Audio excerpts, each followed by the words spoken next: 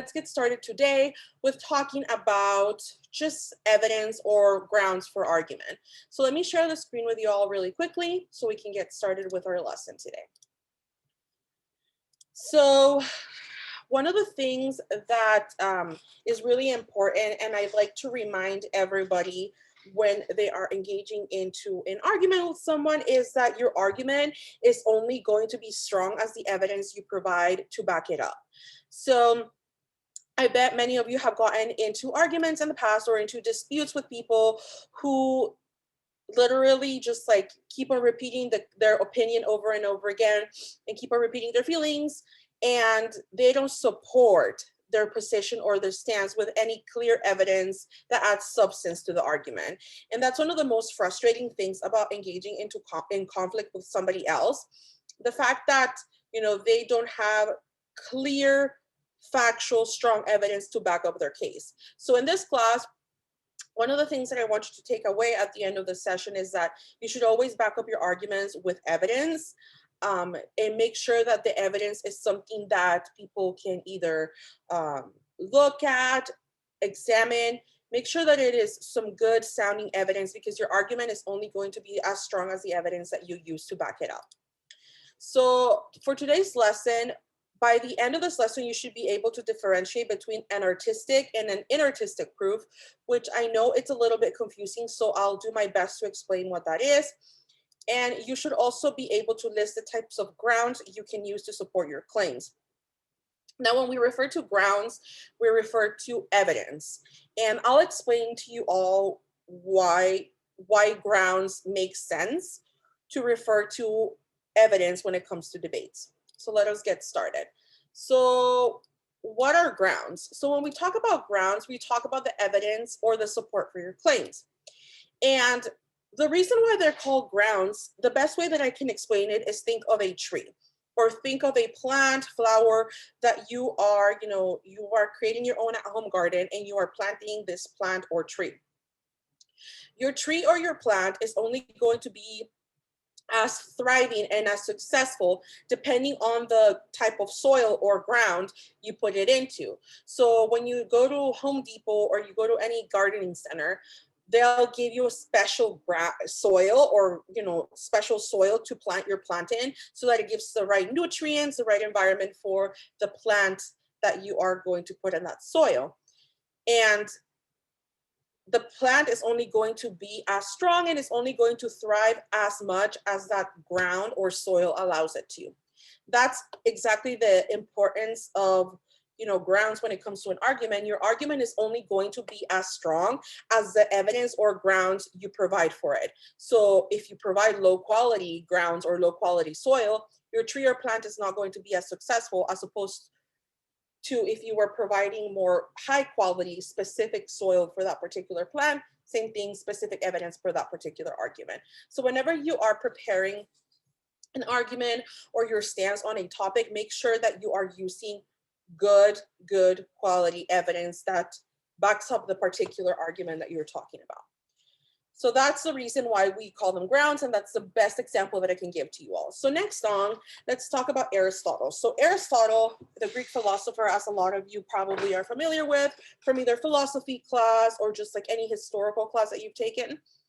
Aristotle was a big philosopher in ancient Greece. And, in ancient Greece, it was really important to be persuasive, because the more persuasive you were, the more chances you had of people listening to your arguments. And back in the day, the only way that people could be heard in government was if they created really persuasive speeches that would engage others and they would listen to them. Remember that in ancient Athens and in Greece, we had our first democracy, right? And the only way that people could have a voice and they could be heard and their opinions would pass was depending on how persuasive they were. So Aristotle said, okay, cool, he said. So now that we understand the importance of having a really good persuasive speech, or just being really persuasive, because obviously it is important to be heard in politics. So let's talk about the type of evidence that we will need to back up our arguments, right? So when people start paying attention to us, they start hearing our arguments. We want people to listen to it and see the substance and how well put together it is. So he said there are two types or two realms of grounds or two types of evidence that you can use. The first one that he talked about is the inartistic proof. So the easiest way that I can explain inartistic proofs to you all is think about it when you're writing a report, right? When you're writing a report for your English class, whether it's in college right now at PCC or in high school, your teacher asks you to use secondary sources or sources that have been written by somebody else, or quoting somebody else's research, information, etc. That's what a secondary source is. That's what Aristotle meant by an inartistic proof. Inartistic proofs refers to secondary sources or somebody else's information, right? That's what he referred to that. So he says one type of evidence that you can use are secondary sources or inartistic proofs or somebody else's research to back up your arguments. But then he also said another thing that you can use is artistic proofs. And as opposed to inartistic proofs, artistic proofs come from your arguer. So evidence that you create or gather yourself, right? So primary sources. When your teacher assigned you a research paper that required primary sources, it usually requires you to either run a survey or interview someone and kind of gather that evidence through your eyes, through yourself, right? And that's what Aristotle meant as well. He meant primary sources or, evidence that comes from the arguer. And he referred to the artistic proofs or primary sources from the arguer. He referred to them as logos, pathos, and ethos. Now, you probably have heard these terms in the past, whether it has been, in English class, or if you've taken philosophy, you probably have heard terms logos, pathos, and ethos. Today, we're going to go into a lot more detail as to what logos, pathos, and ethos are. But keep in mind that when Aristotle talked about artistic proofs, he refers to logos, pathos, and ethos, the use of those three by the arguer. So again, really quickly, when we're referring to inartistic proof, we're referring to secondary sources. In other words, sources that come outside of yourself from somebody else. Secondary sources, right? And artistic proofs are primary sources or sources that you gather yourself or create yourself. And he referred to them as logos, pathos, and ethos.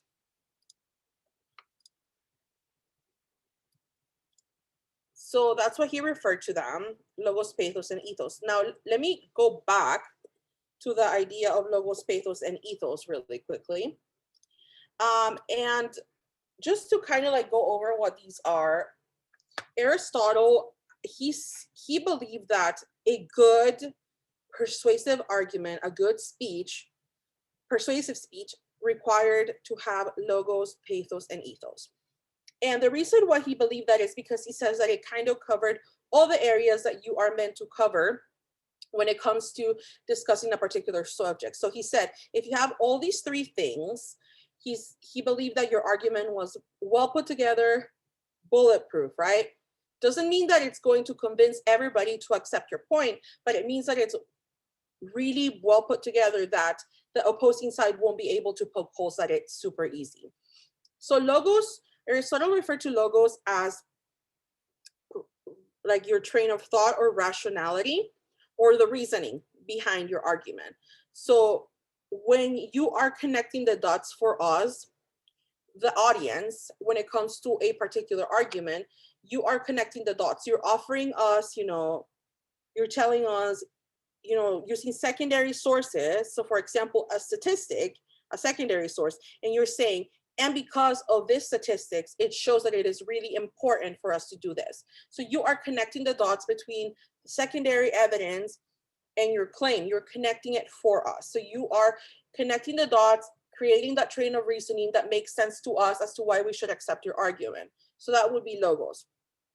Pathos refers to the emotional appeal or emotional appeal. And Aristotle believed that in order for the audience to hear your message and to understand it and to receive it, they needed to be put in a particular state of mind that would allow them to open to the message that you were offering to them, to accept this message. So he believed that getting the audience into the right emotional state was really, really important for them to be able to gather and understand the message. So that's what pathos refers to, which is emotional appeal.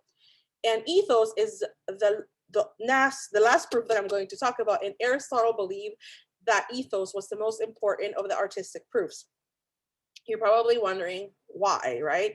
It doesn't seem like it would be the most important one, but think about it this way. If you go to a gym and you're trying to enroll in that gym, and you see that the people who run the gym are not athletic, they don't look like they work out, they don't look like they know what they're doing, you're not likely to want to enroll in that gym because you don't trust those people. So Aristotle believed that in order for your message to be heard and to be understood by your audience, you needed to be somebody who was deemed trustworthy, knowledgeable, and somebody who could be respected, who had a good, respected opinion on the topic. So that's why he thought ethos was the most important one. Hopefully that all makes sense. Again, the book does go into a lot of detail for you all. So if you still have questions, make sure that you review the reading of chapter 7. The next thing that I'm going to talk about are the ideas of premises. Now, this is going to take you a little bit back to when we were talking about audiences, right? So when we were talking about audiences in chapter 3, one of the things that we examined was the universal audience, right? And just like a quick review, the universal audience refers to a mental exercise in which you try to make sure that your argument is appealing, that your message is appealing to the majority of the audience, or in this case, the mental exercise applies to the entire world. Premises are an excellent way to provide, to appeal to the universal audience, to provide a, a starting ground that everybody could accept, evidence that everybody could accept, that is going to help you build upon that, your argument. So it's kind of like a start for your grounds. So when we talk about premises, the reason why I refer to them as something that kind of like unifies or appeals to the majority of the audience, and it kind of connects to the universal audience, is because it is a statement that is accepted without the need for evidence. So meaning that it's a statement that people will not challenge you on, that you don't need to use heavy evidence to back it up. It's just something that everybody will agree that is true, and then everybody presumes it's true until it's proven otherwise. So that's what a premise is. And usually when we are talking about grounds, a premise is a great way to begin your argument and then build on that premise with evidence, with grounds. So the first type of ground that I'm going to talk about is the personal knowledge. Personal knowledge is something that, everybody will know based on personal experience. So for example, the sky is blue. The sky, everybody who goes outside, walks around, looks up at the sky, is able to tell that the sky is kind of like a tint of blue. So that is something that is personal knowledge to the majority of people. And nobody will actually challenge this unless, somebody has evidence or it's proven otherwise, right? So personal knowledge refers to personal things that you have experienced yourself that everybody else has probably experienced as well. Sky is blue is a perfect example. The next is a cultural premise. Now, cultural premise refers to something, to an idea or a statement that has been accepted by an entire culture, and they agree it is true for that particular culture, not for the whole world, for that particular culture. My example for this is Thanksgiving. So one of the things that I have noticed not until recently, but years in the past, like when I went to high school, when I went to middle school, which is like 10 or so years ago, when I graduated high school, like 12 years ago or something like that. One of the things that I noticed was, we always got the same narrative of Thanksgiving, the Native Americans and the Pilgrims came together and got along so well. And even if you look around right now, like when it gets closer to that time, you'll start seeing that narrative play again, like through Charlie Brown's Thanksgiving, or just what it has been played in the media, right? Even when we think about history books, if they haven't been updated as of recently, that's the type of narrative that you receive. And that has been a cultural premise here in the United States for the longest time, until the recent years when we're starting to see, different views and different histories being shared in American history books. That's when we're starting to deviate a little bit more from this idea. But that the Thanksgiving is about like the Native Americans and the Pilgrims coming together. That has been a cultural premise that has been held for centuries, upon centuries, right? And until recently has been changed, but it still remains a very big cultural premise. And I can offer you the example. My daughter is 4 years old and she goes to preschool, and parents in her class a year ago or so were actually getting into like big arguments as to why the little kids weren't being taught about like the Pilgrims and the Native Americans, and like creating little headdresses and little like hats of the Pilgrims, and like about them coming together like it has been done in the past when they went to school. And the principal kept saying, well, because that's like historically inaccurate and we don't want to lie to the kids, but we also don't want to tell them the real truth because they're too young to understand.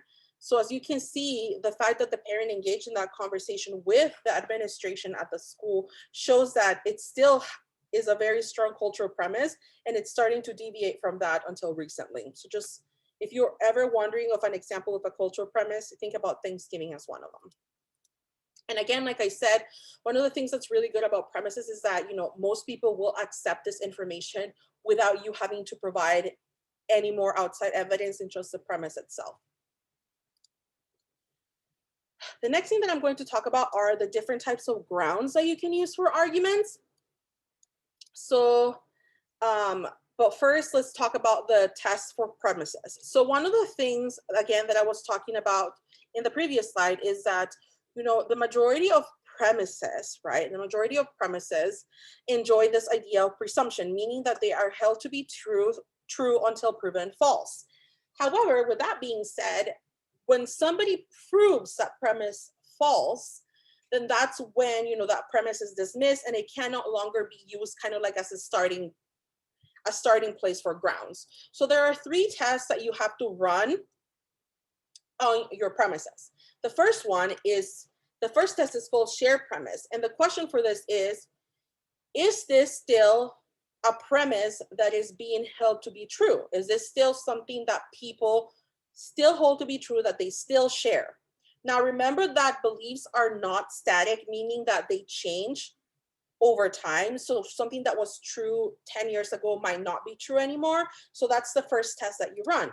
For example, sexual harassment, kind of like what I talked about a few weeks ago when we were talking about the epistemic function of language. Sexual harassment wasn't a thing back in the day because we didn't have the word or the term or the idea, right, to refer to sexual harassment. Is slapping somebody in the office space sexual harassment? Probably a lot of people will say yes now, because that idea has changed. At some point that was seen as something that was commonly done in an office. Now it's not. As an example, the second thing that you might want to run is a test for contradictory premises, meaning, will people have contradictory feelings in regards to that particular premise that you're using? Meaning, will people agree with it? Will the same amount of people agree with it and the same amount of people disagree with it? So would it be 50-50? Would it be conflicting? The example that I have for this is one of the biggest arguments that I have heard in my argumentation classes in the last few years is women do get paid less than men, right? Women, like the gender wage gap is something that has been talked about in the last few years. So women do get paid less than men, but also other people will bring up conflicting information saying, well, but then women tend to choose jobs that pay less than men. So it's a contradictory, conflicting claim. I'm not saying that I agree with either of these statements, but it's an example of contradictory premises that I have seen coming up. So I would have a student start with like saying, that the gender wage gap is a real thing. This is happening. And then I'll have another student saying, well, but if you look at the percentage, women tend to choose jobs that are highly underpaid. So it's a contradictory, conflicting claim. Next, we have private versus public beliefs. Now, this is another test for claims. Will people agree with your premise just for the sake of agreeing and being accepted by people that surround them? But will they have a different opinion behind closed doors? That's the other test that you run on that. So You know, sometimes, you know, just because you think the majority of people agree with a value, you tend to go along with them in public, but in privately you will disagree. So for example, in that, you know, we have seen often a lot of politicians that say, you know, oh, you know, like family comes first, like, you know, family is like a big part of American value system. And then we see all these politicians engaging in sex scandals with minors and things like that. So again, privately, they might not hold those beliefs that they represent in public. So that's another test that you want to run. And this one might be a little harder than the other two tests for premises, but it's something that you should always keep in mind. Next thing that I'm going to cover are the types of evidence. So there are different types of evidence that you can use. Like I said, you can use the artistic proofs, which are ethos, pathos, and logos. A lot of you might be thinking, I don't know how to apply ethos, pathos, and logos into my paper. You know, I never do that. But you actually do. If you have any like emotional, if you know, tug at the audience's emotions, if you have some like emotional statement or personal experience in them, you are already using pathos. And by like, you know, sharing your personal experience or your personal knowledge on a topic, you're already establishing ethos. So you already do the artistic proofs, you just might not be aware of how often you do them. Now let's talk about the types of evidence of secondary evidence that are in artistic proofs. So the first one, and hardly any of us think about examples as a type of evidence, but examples are a type of evidence. So example refer to specific occurrences and instances. So when you're using an example, you're trying to say, hey, it's like this, right? Usually it helps highlight as instance or an occurrence. And examples can either be very detailed, like in a story that you provide, you know, a lot of detail, provide a lot of information in regards to that example, or it can just be something simple, couple of words to highlight that idea. One of the things that I have to remind you all when it comes to examples is that, and just like any type of evidence in artistic proof or any type of grounds, you want to make sure that you have a diverse type of grounds. So when you are backing up your argument, make sure that your argument is not only being backed up by examples or only by statistics or only by ethos or only by pathos or only by logos. You want to make sure that you have a diverse amount of different evidence, because the more variety of evidence you have, the better put together your argument will be. It will have a little bit of ethos, a little bit of pathos, a little bit of logos, a little bit of examples, which is like, you know, soft evidence, and a little bit of statistics, which are hard evidence. So you want to make sure that you have variety. So this is where we talk about quality versus quantity. You want to make sure that you have a couple of good, well-built, really relevant examples, rather than having tons of examples that are not well put together or strongly put together. The next type of evidence that you can use is, I think this one is everybody's favorite, which are statistics. And statistics, when we talk about statistics, we are referring to numeric expression of examples. Usually when you say something like, oh, a lot of people get heart disease every year. But if you use a statistic like 1 out of 4 Americans get, you know, heart disease every year, you know, are diagnosed with heart disease, that's more of a numeric expression that kind of highlights the importance or the gravity of the topic. So usually statistics are really, really good for that purpose. And there are two types of statistics. There's descriptive statistics, and then there are inferential statistics.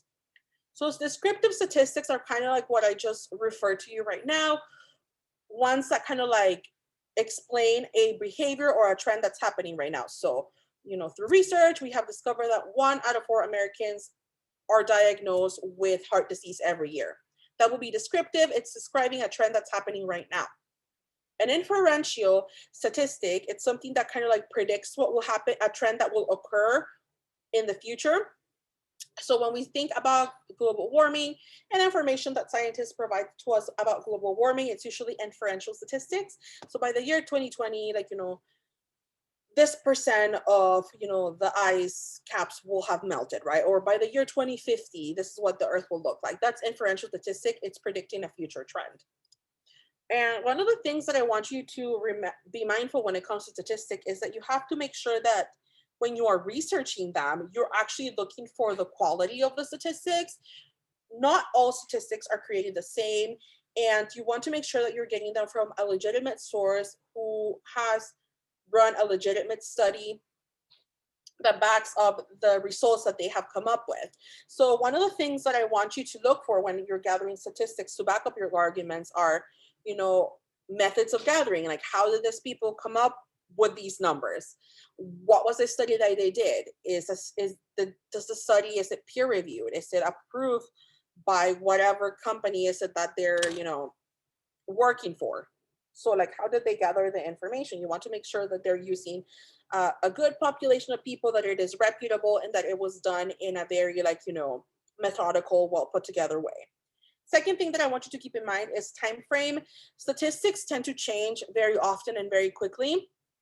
So if a statistic was true 10 years ago or even 5 years ago, double check that there's no new statistics about that topic, because they usually change pretty quickly, because, you know, research keeps on moving fast and studies keep being run, like, you know, you're running all the time. So make sure that, you know, it wasn't too outdated, that, you know, it's the most current one that you can find. The last thing that I'm going to talk about is testimony. And this is a type of evidence when you are kind of like using observations and judgments from folks. And there are different types of testimony. The two of them that I will be talking about are descriptive and interpretive. So when we talk about descriptive testimony, we are often talking about eyewitness testimony. So for example, if you were, you know, if you were coming in, right, you know, and you wanted to see and a car crash happened to occur, you know, and you were one of those few people who were sitting at the bus stop in the corner and saw the entire thing play out, you would be an example of an eyewitness, and you will be providing descriptive testimony, meaning that you will be telling us and recreating exactly what happened from the perspective of where you saw it. So that would be descriptive testimony, would be from, you know, an eyewitness point of view, somebody who was there when the events took place. Interpretive testimony would be, you know, the police officer or the detective who comes in, listens to all the descriptive evidence from the witnesses around, and tries to reconstruct from their analysis what happened, right? So based on the different information they heard from different people, they try to kind of like piece together what happened in the bigger picture. That would be an example of interpretive evidence. So when it comes to testimony, there's two things that you should be looking for. And the idea of competence and trustworthiness is where the things that you should focus on. One, competence. Was the person able to see what they say they saw? Were they in the right mind? Did they really like see what they claim to see? So like things that you want to look at is like, did the person have clear view? Was the person actually there when it happened? Was the person like, you know, in the right mind? Was the person like sleepy? Have they had some, you know, drink? Do they have any past trauma that could kind of skew their perspective on things? That was when it comes to competence. Trustworthiness. Does the person seem legit? Do they seem credible? Or do they seem like, you know, often in the news, you see people who like want to say like want to get their 5 seconds of fame, and they want to like have an opinion about like, you know, a car accident or whatever that happened. And sometimes it happens that the person wasn't even there, or they don't even say what they saw, or they didn't even see what happened. They arrived afterwards. So you want to make sure that the person is competent, in the right mind, and also it's somebody who is credible and can be trusted. So those are the types of evidence that I wanted to talk to you all about. So again, remember that we have artistic and inartistic proofs. Artistics refers to primary sources or information or grounds that come from yourself, and artistic proofs, secondary sources, information, evidence that comes from another person. And we also talked about the different types of evidence, which are examples, testimony, and statistics. Also, we talked about premises and how we have both cultural and personal premises, and how we have the three tests, which are public versus private beliefs. We also have contradictory claims, and we have shared premises. So hopefully this gives you a bigger understanding of evidence, and it helps you understand the importance of premises. So before I let you go for today, please make sure that you submit your paper on time. Make sure that you are keeping up with the readings because it will start getting a little bit more dense as we progress to the end of the semester. Keep up with the readings. Make sure that you submit your assignments on time. And right now, as soon as I let you go, I will be uploading my past lectures on YouTube so that you have access to them. With that being said, you are free to go for today.